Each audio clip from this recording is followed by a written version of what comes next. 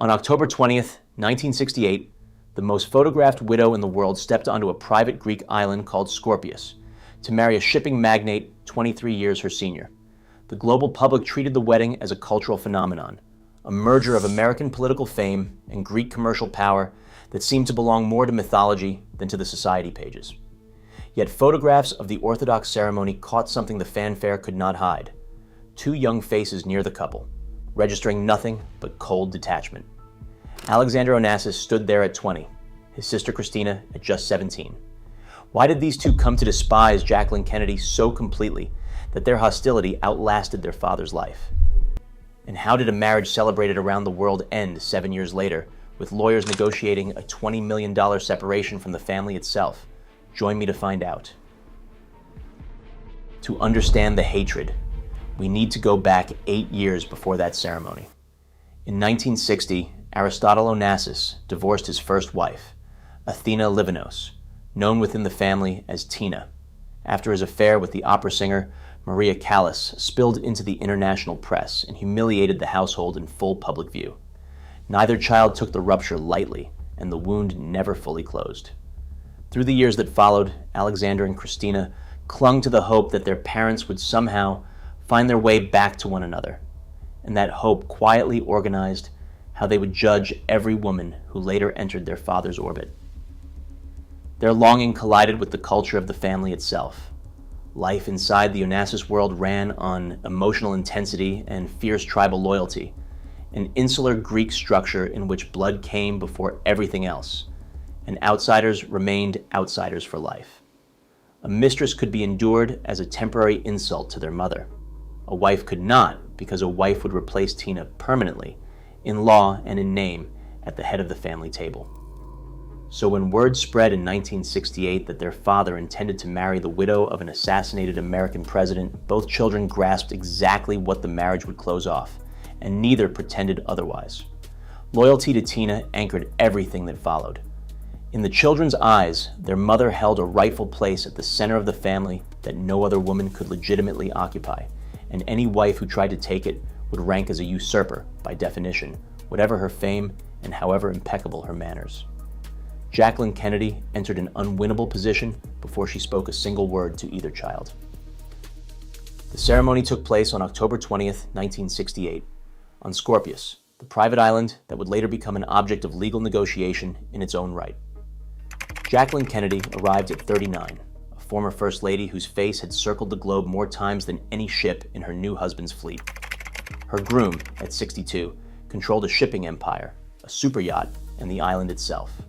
To the watching world, the match read as pure sensation, a phenomenon debated far beyond the society pages. But inside the family, the arithmetic looked entirely different. To newspaper readers in 1968, the story wrote itself: the grieving icon of American public life finding harbor with one of the wealthiest men afloat, on a private island aboard a private world. Fame on that scale flattens detail. Nobody scanning the wire photographs paused long over two unsmiling young Greeks at the edge of the frame, and for years the children's side of the story survived mainly in yacht crew gossip and the memories of family friends, waiting for biographers to collect it. For Alexander and Christina, the day carried the weight of a defeat. Contemporary photographs and eyewitness accounts agree that both maintained a cold, distant posture throughout the Orthodox service, holding themselves apart from a celebration they held no power to stop. Later writers embellished the scene further. The biographer Sarah Bradford and other revisionist authors described the pair as dressed in something close to mourning attire, an image that heightens the drama considerably, though the sober record confirms only marked detachment and conspicuously joyless dress. We cannot be sure how deliberately they chose that appearance, but nobody present mistook the children for willing participants. One remark from that day has trailed the family ever since. Biographers, most prominently Peter Evans and William Wright, attribute to Alexander a cynical verdict on the union, a perfect match, because his father loved names and Jackie loved money. The line cuts deep and travels everywhere, yet quite possibly no one ever spoke it in public at all. No primary document places those words in front of reporters at the wedding, and the earlier biographical accounts present the comment as a private aside, allegedly whispered to Alexander's then-girlfriend, Fiona Tisson, or shared among trusted family friends. Authentic or embellished, The sentence preserved something real. It recorded how the Onassis children understood their father's marriage, not as love, but as a transaction dressed in vows. Once the couple exchanged rings, hostility settled into patterns that would hold for years. Neither child spoke Jackie's name if avoidance allowed it, and neither ever referred to her as a stepmother. In private correspondence and in daily conversation, according to well-attested accounts from family associates and yacht staff, she became simply the American, or, with even greater chill, my father's wife. The phrasing performed quiet but constant work. It denied her any place inside the family and reduced her to a contractual fact of their father's existence, a person to be managed rather than a relative to be loved. Aboard the super yacht Christina, avoidance turned physical. Crew members and family guests later described how Alexander and Christina would rise and leave a salon the moment Jackie entered it, vacating whole rooms of a floating palace rather than share her company. Christina reportedly pushed further, mocking her stepmother's whispered voice and aristocratic manner for the amusement of the Greek crew, a small cruelty that also drew a cultural boundary. Greeks on one side of it, the American on the other. None of this required a raised voice.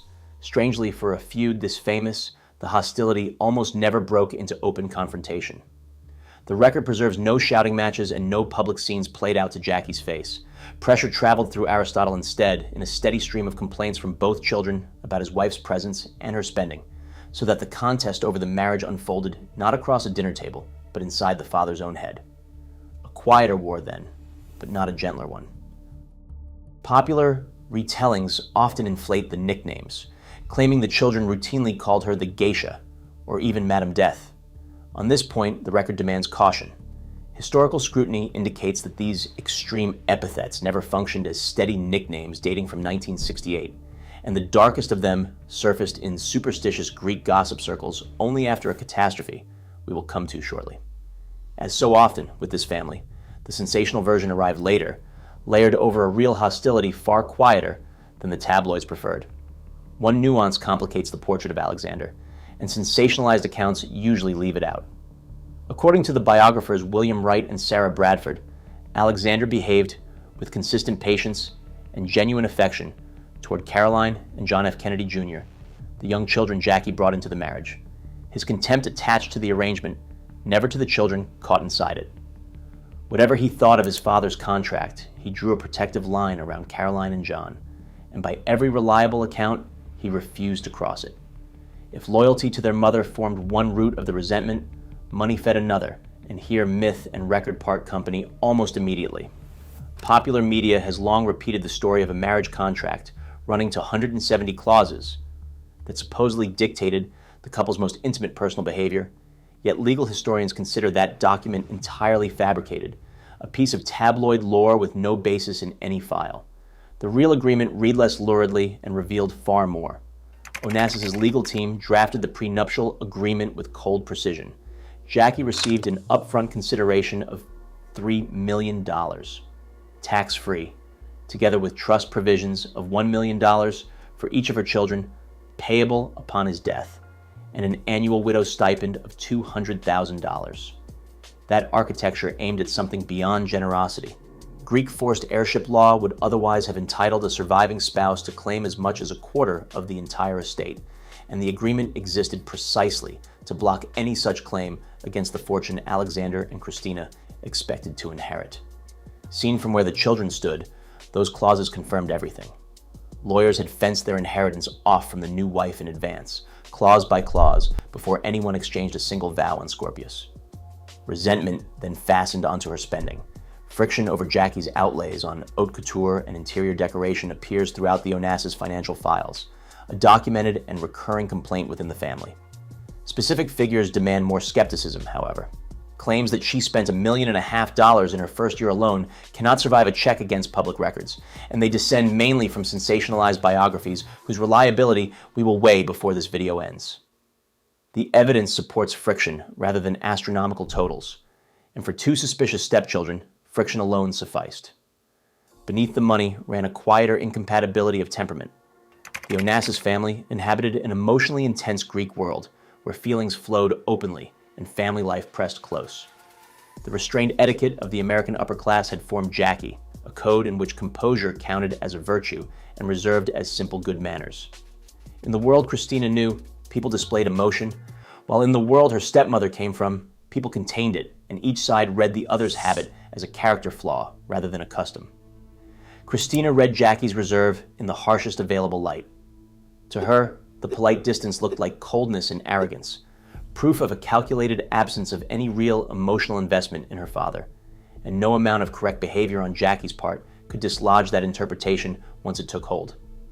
Two codes of conduct faced each other across the family table, and neither could translate the other. The strangest turn in this story concerns the woman the children had originally blamed for everything. Maria Callas, whose affair with their father had wrecked their parents' marriage, might have expected their hatred to last forever. Instead, Jackie's arrival prompted a reevaluation. As Nicholas Gage documents in Greek Fire, Alexander and Christina came to recognize that Callas, whatever her sins against their mother, cared about Aristotle the man rather than Aristotle the fortune, and that distinction rearranged their entire ranking of the women around their father. Then came the detail that reveals more about this marriage than any contract. Within weeks of the wedding of Skorpios, Aristotle covertly resumed his affair with Callas. Far from exposing him, his children reportedly helped arrange the meetings, shielding the Greek diva they now regarded as a true ally against the American interloper in their midst. In their eyes, the woman who had broken their childhood home now ranked as the lesser betrayal. For several more years, the family held this uneasy shape, but events already in motion would soon tear it apart completely. On the afternoon of January 22, 1973, Alexander's personal amphibious aircraft crashed during takeoff at Elliniko Airport in Athens. He survived the initial impact, but the crash inflicted catastrophic cranial trauma, and doctors placed him on life support while the family confronted a decision no parent should ever face. The consultations allowed no hope. After speaking with neurosurgeons, Aristotle authorized the removal of life support, and on January 23, 1973, doctors pronounced Alexander Onassis dead at the age of 24. The death of the heir shattered the family's foundation for good. Aristotle had built his empire with a son in mind, and the loss hollowed him out in ways visible to everyone around him. He aged with frightening speed, developed the autoimmune disease myasthenia gravis, and sank into a clinical depression from which he never emerged. Grief also changed what he tolerated hearing.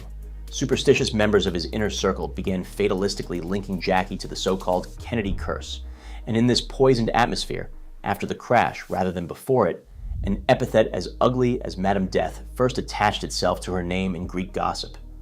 In his grief, the old man increasingly let such talk stand unchallenged.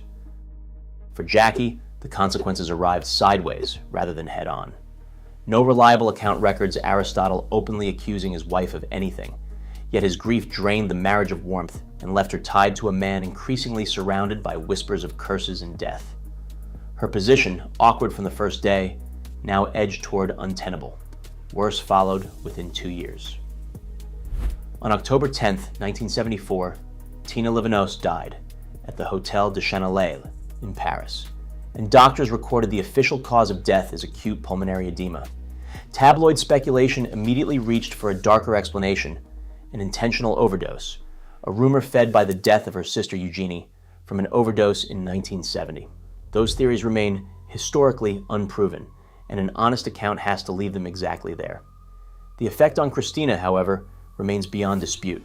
Within 21 months, she had lost her brother and her mother, and her grief, the record agrees, poured directly into her resentment of the stepmother she already could not forgive. Tina's death erased the last living symbol of the family the children wanted back. Whatever slim, irrational hope had survived the wedding of 1968 died with her in Paris, and Jackie now occupied, alone and unchallenged, the position their mother would never reclaim. Grief and grievance fused into a single feeling, and Christina carried that feeling into everything that followed. By late 1974, the marriage itself had visibly frayed. Aristotle had withdrawn emotionally from his wife, and in New York he met with the American attorney Roy Cohn alongside his Greek legal counsel to explore restructuring the estate. What those meetings actually settled remains contested. Claims that Onassis had finalized an aggressive plan for an imminent divorce lean heavily on Cohn's self-aggrandizing memoirs and on the biographies of Peter Evans. And legal scholars point out that divorcing Jackie, or unilaterally rewriting the will, would have ignited enormous jurisdictional battles over Greek statutory inheritance rights. His consultations with lawyers rest on documented fact, while the decision itself, if one ever existed, remains a biographical interpretation, and careful historians label it exactly that. The timing of that withdrawal matters for understanding what the Children's Campaign had achieved. For 6 years, complaint after complaint about the American wife had flowed toward a father who largely absorbed them, but grief, illness, and superstition had now eroded whatever resistance he once possessed. A husband who tolerates talk of a curse around his wife has already traveled a long way from his wedding day. Whether Aristotle would ever have acted on that drift, nobody can say, because his failing body foreclosed the question within months. Whatever Aristotle intended, time settled the question for him. On March 15, 1975, he died in Paris with a single member of his family at the bedside, his daughter. Jackie remained in New York. Attending physicians had assured her that her husband's condition held stable, and on the strength of that assurance, she stayed away, a decision that proved medically defensible and publicly ruinous. Her absence created a damaging impression of indifference that no later explanation ever fully dislodged. For Christina, the empty place beside the deathbed closed the matter permanently, and she resolved to sever every personal and financial tie that still connected her to her father's widow. The contrast at the bedside told its own story. Christina kept the vigil alone, while the wife learned of the death from the far side of an ocean the doctors had told her she need not cross. Fair or not, that tableau compressed 7 years of marriage into a single image of absence. Aristotle's final will concentrated the empire where he had always meant it to rest. The bulk of the shipping fortune passed to Christina and to a newly established foundation named in Alexander's memory. Jackie's portion consisted of her prenuptial annuity, somewhere between $200,000 and $250,000 a year, together with a 25% ownership stake in the yacht Christina and in the island of Skorpios itself. On paper, the widow held pieces of her late husband's two most famous possessions. In practice, she held bargaining chips, and both camps understood that immediately. Greek statutory law permitted an undercompensated surviving spouse to claim between 12.5% and 25% of an estate, and Jackie retained the prominent New York attorney Simon H. Rifkin to press exactly that threat against the terms of the will. Christina wanted no part of a public war. A drawn-out contest in Greek and international courts promised years of headlines about money and family hatred, so she instructed her chief attorney, Stelio Papadimitriou, to negotiate a complete financial buyout of her stepmother instead. On May 7, 1975, the two sides executed a formal settlement. Less than 2 months after burying her father, Christina had bought her way free of his widow. Accounts of what Jackie received have disagreed for decades, with some books citing $20 million and others 26, and the discrepancy dissolves once the accounting comes into view. Christina authorized a gross disbursement of roughly $26 million from the estate. She had agreed, however, that the buyout must reach Jackie completely tax-free, so the estate absorbed somewhere between $5.5 and $6 million of the gross sum to cover mandatory settlement taxes and legal fees. Jackie's actual net came to $20 million, recorded in certain precise legal documents as 20.5. In exchange, she surrendered every future claim on the estate, returned her stakes in Skorpios and the yacht, and accepted a complete legal separation from the Onassis family. Money aside, the shape of the deal revealed 7 years of family history. Jackie did not merely settle a claim, but handed back her stakes in the island where she had married and the yacht where the children had shunned her, so that no legal thread of any kind still tied her to the Onassis name. Christina secured precisely what she had wanted since 1968, and the American vanished from the family for good. How this story reaches the public depends on which books a reader happens to trust, and the books disagree violently. The most careful accounts treat the hostility as structural rather than personal. Sarah Bradford's America's Queen and William Wright's biography of Christina, widely regarded as the most defensible works on the subject, describe an insular Greek patriarchy and an image-conscious American reserve forced into a merger that outside tragedies then doomed, with neither side acting from pure malice. Writers such as Nicholas Gage and J. Randy Taraborelli push back against a purely cynical reading of the marriage itself, citing witnesses like Eleanor Lambert, who observed genuine affection between Aristotle and Jackie, and framing Christina's animosity partly as a symptom of documented clinical depression compounded by maternal grief. At the other end of the shelf sit the books that supplied most of the legend. Posthumous investigative reporting exposed C. David Heyman's best-selling biography of Jackie for fabricated quotations, invented anonymous sources, and falsified documents, a record of invention that leaves figures like the supposed $1.5 million shopping year without any claim to face value. Peter Evans possessed real insider access, yet his later book Nemesis rests on a debunked conspiracy theory alleging that Onassis financed the assassination of Robert F. Kennedy. Much of the popular legend descends from these two men. Strip their inventions away and the hostility remains, but it grows quieter and considerably more human. A viewer might reasonably ask how much of any of this can truly be known. The answer, unsatisfying but honest. The outline holds while many details do not. The nicknames, the ostracism aboard the yacht, the settlement figures, and the terms of the will rest on well-attested testimony and legal records, while the sharpest quotations and the most precise spending totals rest on writers known to have invented material. Careful history keeps those layers separate, and this video has tried to do the same. A family story survives the fact-checking, one with no villains grand enough to satisfy the tabloids that fed on it. Two children lost their hope of a reunited family to a famous stranger, then lost their brother and their mother within 2 years of each other, while the woman they blamed collected $20 million and walked away for good. Jackie, for her part, spent 7 years inside a family that would not speak her name. And Alexander's alleged verdict on the wedding, the perfect match of names and money, still circulates as the most quoted line of the entire feud. Fittingly, no document can prove he ever spoke the one sentence everyone remembers. Thank you so much, everyone, for watching this video on Jackie Kennedy and the Onassis children. I hope you found it interesting. Let me know what you thought of their story down below in the comments. And if you have any suggestions, also let me know down below in the comments. I hope you guys are subscribed and have notifications turned on to get all my videos as soon as I upload them. Anyway, that's all from me, so I'll see all of you in the next video. Thanks.